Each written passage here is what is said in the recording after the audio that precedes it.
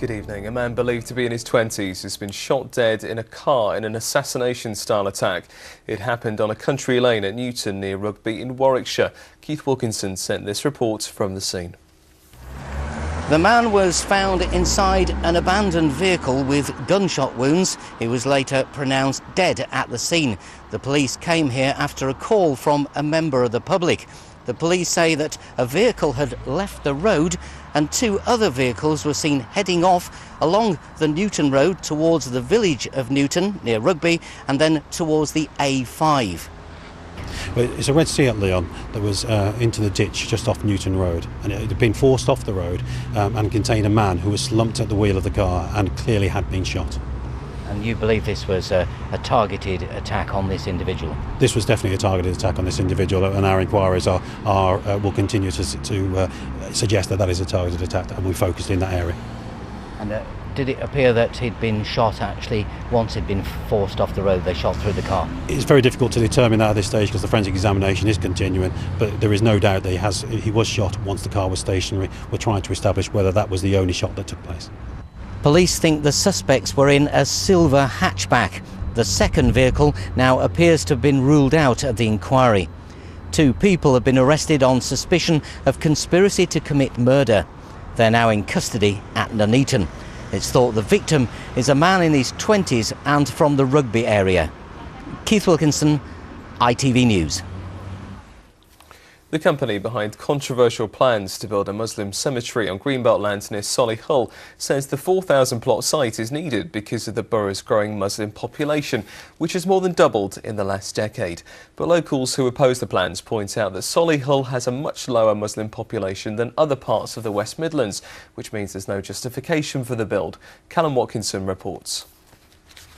Buried, never cremated, Muslims in the Midlands are currently laid to rest in a dedicated section of an existing cemetery, like here in Handsworth. Now a company in Bedford wants to build a Muslim cemetery on this farmland near Solihull. Residents are opposed because this is Greenbelt land, and they say there aren't enough Muslims here to justify it. There are about 2.5% Muslim community in Solihull, but a much greater number in the West Midlands as a whole. It's not for Solihull. We almost see it as a land grab by Birmingham and Coventry to impose a facility in this area, which is really not a suitable place. Already rejected once, some local Muslims feel that recent events in Birmingham schools and the debates they sparked about Britishness may lead to these plans being turned down a second time, but for the wrong reasons. We have to promote British values, so don't allow Muslim cemetery because it doesn't go with the British values. It's wrong. The council have to look into the application on its own merit. What's the criteria, A, B, C, D, and then if he comply with this, he should be allowed. And the plans do not comply, the campaigners say, with the requirement that building on Greenbelt land should take place only in exceptional circumstances. Cemetery Development Services, the company behind the application, had no comment for us, but it's likely planning permission is a condition of their agreement to purchase this plot, one of a number up for sale on the same farm. This landowner is clearly determined to sell, the campaigners just as determined to stop this cemetery from being built. It will be a commercial concern run for profit, and those who oppose it say that most of the Muslims who will use it live outside this borough. Callum Watkinson, ITV News, Solihull. And those plans are out for public consultation until the end of September and will go before the Council's Planning Committee on the 4th of October. Detectives investigating the murder of a woman whose body was found in a burnt-out car in Birmingham have appealed for witnesses over sightings of the distinctive car beforehand. Officers were called to reports of a car fire on Fenton Road in Erdington on Tuesday night. Damien Dino Beway, who's 34, has been charged with murder. Police want to speak to anyone who saw a pink Audi A3 convertible before it was found alight. Birmingham Airport has begun an investigation after a passenger who's thought to have been drinking allegedly managed to breach security and board an empty plane. A 22-year-old man allegedly got onto the airfield and boarded a Lufthansa plane on July the 17th. Police say he was arrested and charged later that day with entering a security-restricted area and a separate offence of boarding an aircraft without permission. There's been a sharp rise in the number of Asian people offering to become bone marrow donors. The increase is being put down to a campaign started by a young woman from Birmingham who recently discovered she has a rare form of blood cancer. She needs a stem cell transplant, but the country's leading bone marrow charity says although her efforts are encouraging, more potential donors are still needed. Andy Bevan reports. This is what life is like for Ria Dandekar, a daily dose of drugs to combat her blood cancer.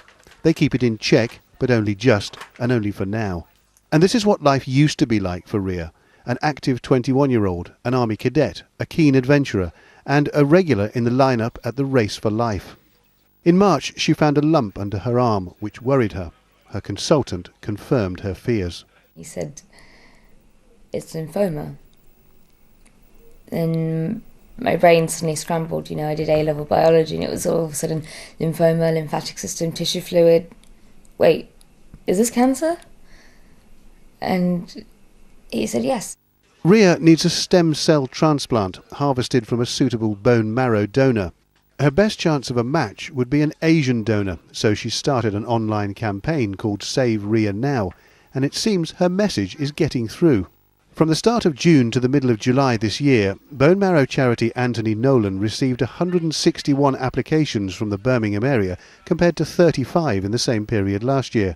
A third of this year's applications, 53, were from Asians compared to just 5 last year. That's an increase of more than 1,000%, but it needs to be even higher. In terms of statistics-wise, for a white person to have a matching donor in England, it's 1 in 3. And for an Asian or black person or any other ethnic minority, it's 1 in 125,000. We always need more people from ethnic minorities to join the register. There's simply a lack of awareness in a lot of cases. People don't realise that it's something that can happen in their community and that actually the answer is within the community as well. The worldwide search of bone marrow databases is now underway. In the meantime, Ria can only hope that more potential donors from the Asian community come forward and that one of them can save her life. Andy Bevan, ITV News. Meanwhile, the family of a toddler from Staffordshire who also needs a bone marrow transplant have released a clip of her asking for help. Just one more. Thank you. Margot Martini had a transplant earlier this year, but the 2-year-old has since begun to relapse. Her family want to get more than 1 million people on the register by asking people already signed up to encourage someone else to do the same. A man's escaped with minor injuries after his car left the road, hit a tree and narrowly missed a house. It happened on Memorial Road in Coventry just before 1 o'clock this morning. The car ended up on a driveway against a parked van and a house with its bonnet pointing in the air. The man, thought to be in his 30s, escaped out of a rear window. The Midlands has added to the fantastic start made yesterday at the Commonwealth Games in Glasgow with another gold medal. Danny Williams, who's from Shrewsbury, won the men's 73kg judo event. And in the pool, Adam Peaty from Uttoxeter in Staffordshire broke the Commonwealth Games record twice on his way to qualification for tomorrow's 100-metre breaststroke final in Steyne. A warning if you're out in the garden this weekend that the tropical temperatures are creating perfect conditions for biting insects to breed. It's a combination of the heat along with thunderstorms. Mosquitoes, black flies and midges are important to our ecosystem, but to avoid being bitten, the advice is to remove standing water like water butts, as that is where insects like to lay their eggs. It does feel quite tropical at the moment, and last night I didn't sleep very well because it was so muggy, and that is perfect weather for mosquitoes to breed in and to fly and find us and bite us. There's a lot of anecdotal evidence this year that people seem to be getting bitten more. I get a lot of people contacting me and telling me that they're being bitten more this year than they have in previous years.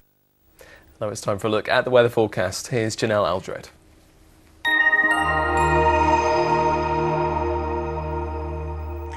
Hello, well, it's going to be a weekend of two halves, dry, bright and warm to start. Then we are expecting some isolated showers to move in on Sunday. But for tonight, as it has been the past couple of nights, muggy, slightly uncomfortable, mild with lows of 15 Celsius. But the clear skies means it's a brighter start for the day tomorrow. We're looking at highs of 22 Celsius by the mid-morning. But there is a weather system that's pushing its way across the country. It's a cold front, so we will see it becoming increasingly cloudy, the sunshine turning increasingly hazy. We still have highs of 26 Celsius tomorrow, but it will feel a touch cooler than today with a light breeze, perhaps the odd shower in the north tomorrow. But on Sunday, all of us have the possibility of seeing an isolated shower. In between those showers, though, we are expecting it to be dry, bright and warm. Not as warm as it has been, though. Highs of just 20 Celsius rather than what we've been used to. And that's it from us. Don't forget to check our website to get live updates as the news happens across the central region, and you can find that by heading to itv.com/central. We're back tomorrow. For now, though, from all of us here, enjoy the rest of the evening. Bye for now.